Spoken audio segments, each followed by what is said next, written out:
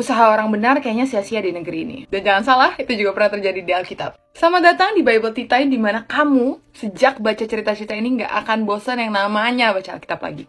Di 2 Raja-Raja 22, kita bisa baca ada seorang raja namanya Yosia. Dia ini bukan kayak raja-raja yang sebelumnya yang memimpin umat Israel, Raja Yehuda. Dia itu adalah raja yang mencintai Tuhan, bahkan hidup benar di hadapan Tuhan. Dia memerintah dalam waktu yang cukup lama.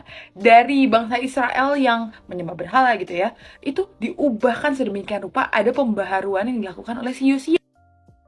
Yang dilakukan Yosia adalah Yosia berhasil membuat seluruh rakyat percaya pada Tuhan, bahkan melakukan perayaan Paskah terbesar yang pernah ada, juga menghancurkan dewa-dewa Baal. Tapi kemudian Yosia itu mati di tangan Firaun Neko.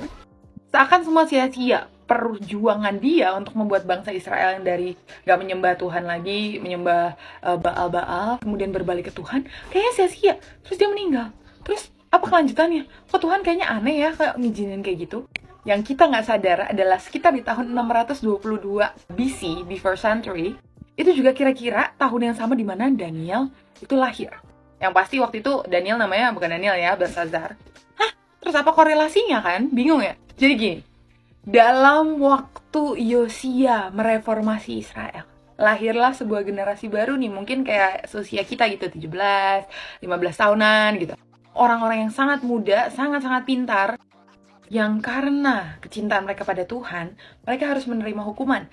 Yang 3, Sadrak Mesak Abednego, karena tidak menyembah patung emas sang raja, harus masuk ke api, ya, masuk ke tungku api gitulah anggapannya. Dihukum, dibakar hidup-hidup. Yang satunya lagi masuk gua singa. Tapi justru karena zamannya Yosia, bangsa Israel kembali hidup taat pada Tuhan, mereka anak muda ini juga anak muda yang jadinya mencintai Tuhan.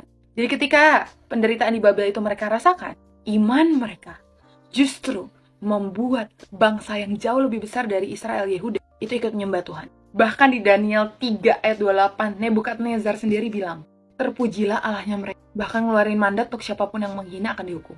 Di Daniel 6, bahkan Raja Darius memerintah untuk menyembah Allah Daniel.